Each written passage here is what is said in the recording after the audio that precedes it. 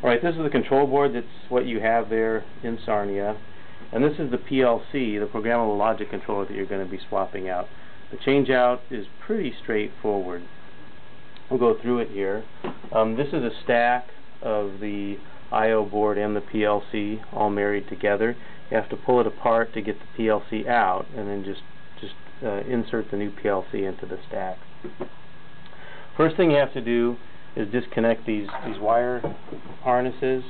You don't want to pull on the wires because it can pull them out of the screw down connections, so only pull on the black edge. If it doesn't come apart, you can use a screwdriver to get underneath the edge and just help loosen it as you're pulling on it, but again, only pull on the black plastic part of that connection. Going ahead and get these three apart,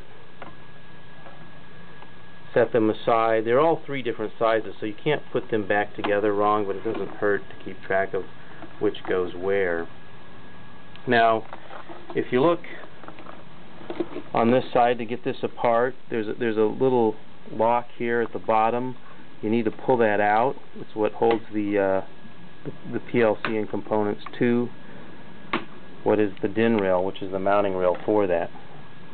Now, you can pull the whole stack apart fairly easily once you unclip it. There's also a little blue button here that is used to lock the components together. You need to push those so they're protruding from the top of the stack, and then these will slip apart into individual pieces. Now this here is the PLC. The last thing you have to disconnect is the power coming into the PLC, and this is where you really should have a qualified electrician or technician doing this work. 3 screws here. Again, the colors in sequence are red, black, and then green. Pretty common for a DC power supply. Pull that apart, and then the new PLC, which we have programmed for you, is set up exactly for your system there in Sarnia, and it is labeled, frankly, so there's no mistake about it in case you juggle the two. Goes right back together into the stack.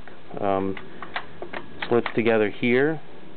Lock goes down from the top. If it doesn't go down, you don't have it put together quite right. You need to snug it up, and then it'll clip into place. Also, your analog board, again, snug it together, snap it down. Last thing you need to do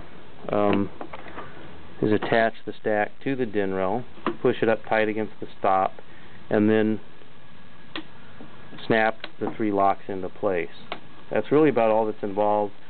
Finally, again, you need to attach the power supply wires to the PLC. Now this is probably the trickiest part.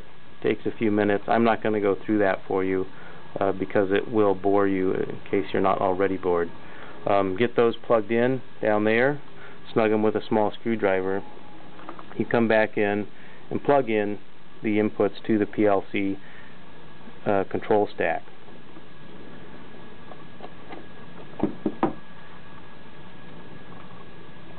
Again, they're all 3 different sizes, so you can't mix them up, and they plug right in. Make sure they're snug, and that's it. You're ready to go.